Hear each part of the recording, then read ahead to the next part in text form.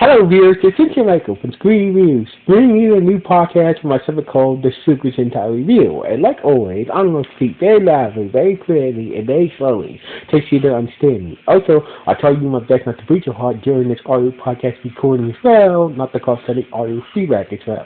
And finally, if you're under 18, this audio podcast recording will change to adult language. Once again, if you're under 18,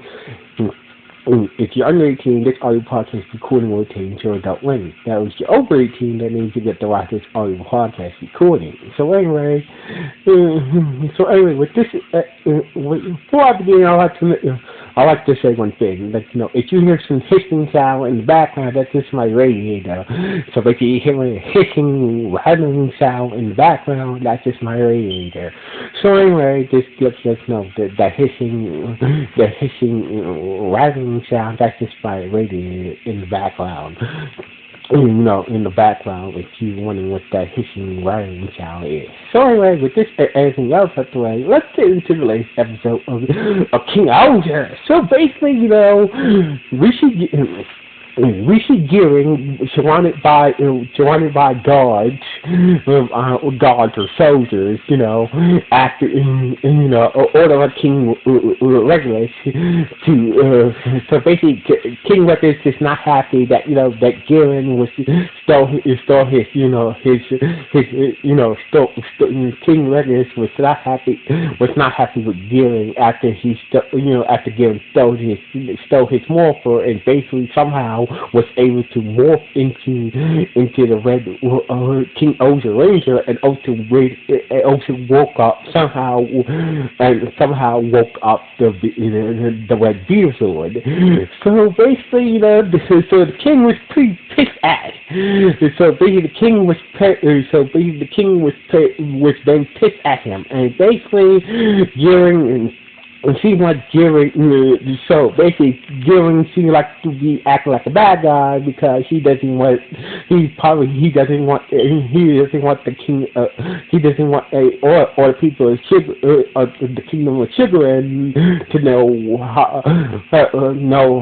what type of king that King Reckless really is. So basically, things were not going very good to her until Gus uses Gus uses Dragonfly Zord to take Gearing back to his nation, basically Neo Sofa. I'm not pronouncing this. I think it's Neo Sofa. I might be pronouncing this name wrong. Please forgive me. So anyway, turned out that Gus is the ruler of the Sofa, the nation of technology. So basically, it's like a thief messing a high-tech, making a high-tech, more futuristic version of Tokyo in a way. What advanced tech and whatnot. So anyway, they got to Gus's, lab and Gus's, aide or assistant or servant named Shinomo, who I believe that's how you say his name, Shinomo, was like, this is a bad situation we at, telling Yama that, King Ruffin is gonna be pissed and we don't need that right now, and Gus was like, he's like, whatever. Make sure you get the pill or the pill bug Zord online. So basically, it might take some time, but it's going to take some time to do so. But Yama said, just do it. I want that Zord online as soon as possible, because the Bagua, after seeing what the Buffer did to the Sugar King, the Sugar Kingdom, we're gonna need all the firepower that we can get. So anyway. So basically, Gus was like, got to his lab and he sat down in his chair that looks like a gaming chair, and basically like, he started to talk to Garen, and Garen was so amazed of all the technology in Gus's nation and whatnot, and saw the nation and how Gus's nation is so technically advanced and whatnot. It was just amazing and whatnot. So anyway, Gus is like, you made a very impressive debut,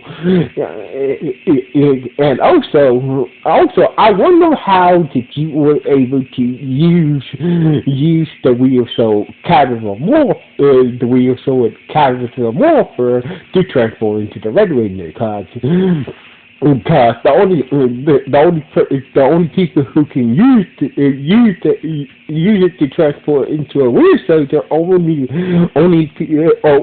people that rule their nation, like me or the other real soldiers. So basically, it's kind of fascinating. You must be some type of special person. And Garen was like, it's like, I could be. But anyway, so basically, Garen was like, was still acting like, he's trying to be, still acting like he's trying to be a bad person, still acting like, I turn against my king, blah blah blah. So basically, Gary doesn't want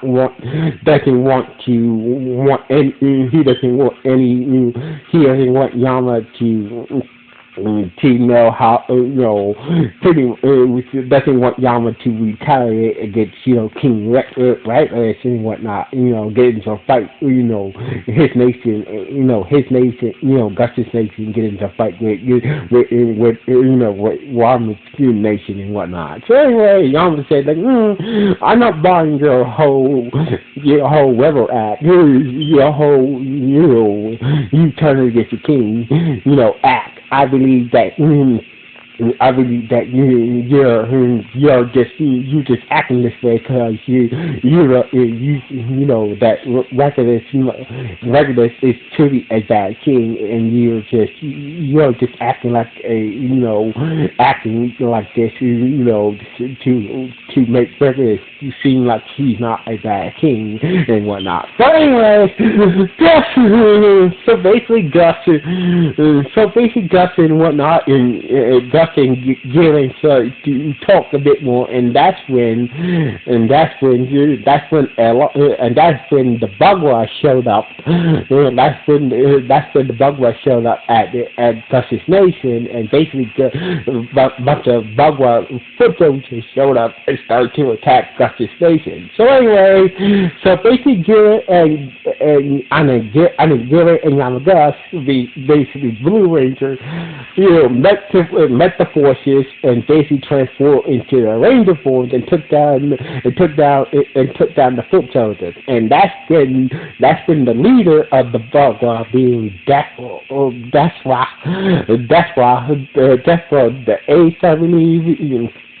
Death of the 8th. No, actually, Death of the 7th, I believe. It's Death of the 8th showed up, who was the leader of the Bugwa Imperial Earth forces, was talking to Gus and Garen, along with his right-hand man, being Minister Common Jin. So basically, Bugwa said that, the Bugwa forces are back, and we are going to wake out the human race. And basically, that's why we made it clear that, we're back and we're going to wipe out the whole human race, and basically take over this planet.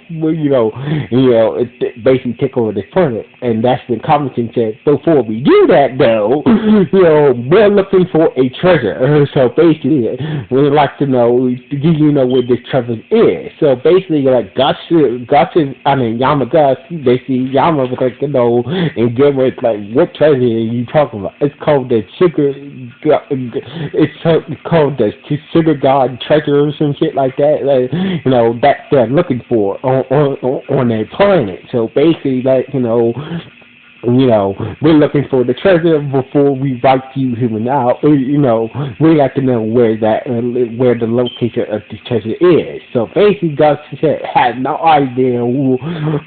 Gus didn't have Yama doesn't have any idea where this treasure that that the Bugler are looking for.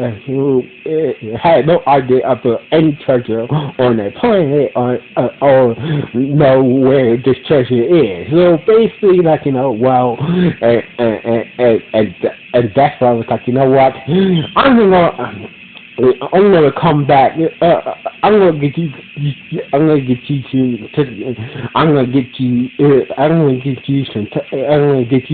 some time to answer me about the location of the treasure. And so basically, I'm gonna leave you with a message. I'm gonna leave you with a bit of a message. So basically, that's what uses powers to do some major damage to Gus's to Neo Sofa. So basically, did some major damage to Neo Sofa. So basically, after the major damage was done, the bug world were already gone. So basically, the people of Neo Sofa was not happy that how Gus is handling things, and make things worse. King Regulus on all the TV screens in Neo Sofa was like, hey, you guys, hey, President Yama Gus, you have the fugitive to Nigeria hiding in your nation. So basically, I'm gonna get you some time to hand him over to me, and if you hand him over to me and apologize for your insubordinate, we will be cool. But until then, I close my border off for young nation. So basically, King Regulus say that, hand over Gus, and you apologize, me and your nation will be cool again. So basically, this will be a perfect opportunity for Gary to tell that King Regulus is planning on abetting him was the perfect opportunity to tell Yama about King Regulus' plan to obey the other King-Ohger's nations and take them over, but he doesn't say anything about that. So anyway, the people say that, one of the people said that, I challenge you for president of Neo Sofa. So basically, it turns out, in order to be president of Neo Sofa, you have to play a hacking game. So basically, each opponent has a laptop. So basically, whoever is able to hack their opponent's laptop and make it explode wins and becomes president of Neo Sofa. So basically, Gus battles for keeping himself as president of Neo Sofa, beat the opponent. Then everybody in the crowd started to get in on this battle, basically tried to beat Gus, and Gus beat everybody in the crowd and made their laptops explode it. And basically, Gus is like, like you bums can't beat me. He's like, so basically, now let's get this place back together again, and basically none of you idiots can beat me. You guys need me. So basically, Gus is going for a lot, and basically giving it not like how how Yama was treating his people. He's supposed to serve and whatnot as king of Neo Sofa, or he calls himself as the president of Neo Sofa. So anyway, they went back to this lab and basically Garen started to have a conversation about how Yamaguchi was treating his people and whatnot. A king is supposed to be kind to his subjects, and make etc.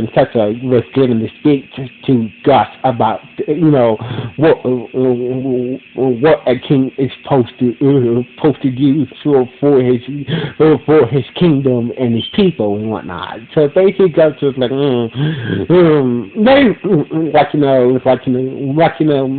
maybe you're right. Was kind of moved by. He was kind of moved by Garen told what a king is supposed to do for his kingdom and people and whatnot. But maybe you're right. But basically Garen asked Gus to. Basically, Garen asked Yama to hand him over to King, King Rakuta's forces, because he did not want to see Yama and his nation, go head to head with the civil with King Rakuta's, with King Rakuta's, nation and whatnot. So basically, Garen agreed with. So basically, Yama agreed with Garen to basically hand him over to King Rakuta's forces. So basically, King Rakuta's, right hand, two main servants came to the kingdom.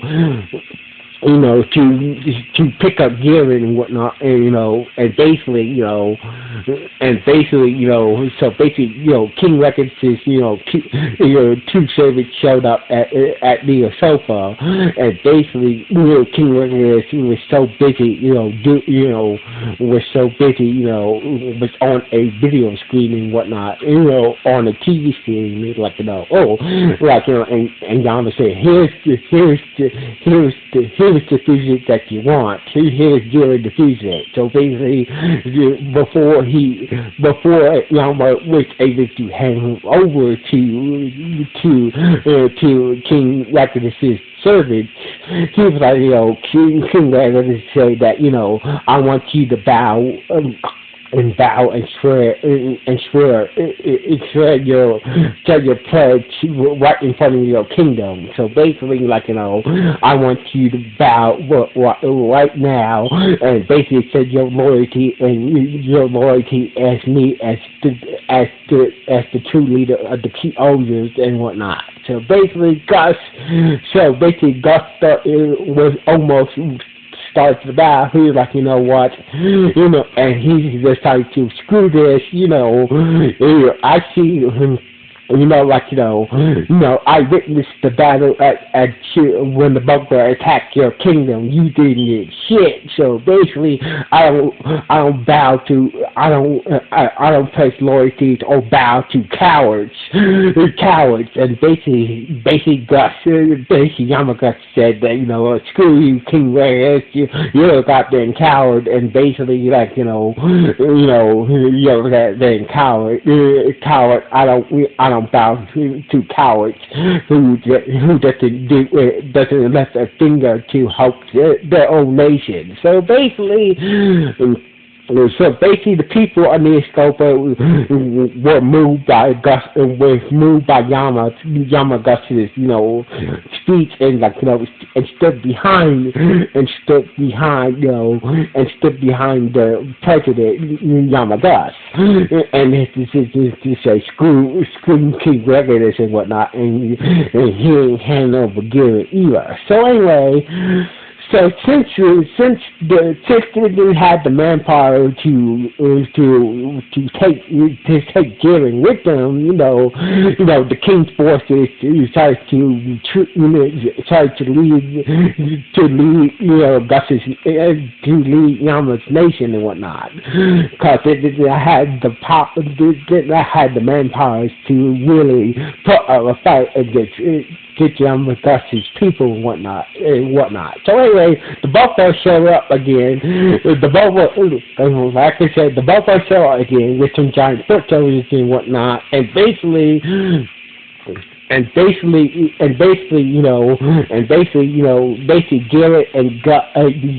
and Yama transform into the Ranger Force and summon the King-Ohger Megazord. So basically they summoned the King-Ohger Megazord to deal with their giant foot soldiers, and basically it turns out now that Gus is in the cockpit now along with Gearing, turns out when the Blue Ranger is inside the cockpit, the Megazord can fly. So basically, it turns out that each Ranger has an ability to lock ability of the Megazord. So basically, now with Yama got inside the Megazord cockpit, the Megazord can fly. So basically, along with the Pillzord that came a giant lace, a chain lace, they was able to destroy the giant Buffalo forces and basically save the city and whatnot. So basically, Gus is like, you're right. So what? I maybe been too harsh on my people. So basically, I need to be a better king towards my people, a better people person towards my people as king of Minnesota. So basically, Yamagata was like, hey, Gary, you can stay here. You can stay stay here as long as you like. And basically Gary was like, okay, then out of nowhere the yellow Mastazord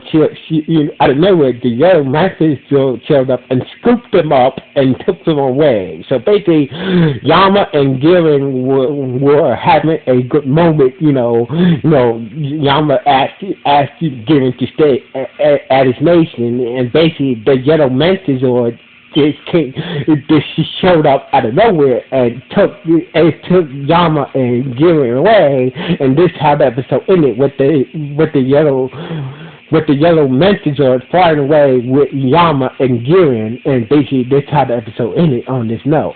Once again, I'm sorry for the late review. So anyway, what do you guys think about this episode? Good or bad, or just okay? Please let me know. Anyway, sign off. 1.